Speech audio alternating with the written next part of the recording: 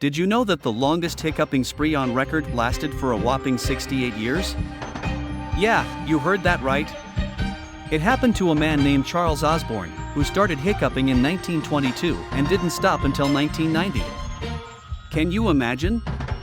Hiccups for almost 7 decades. That's some serious dedication. I can't even handle a few minutes of hiccups, let alone 68 years.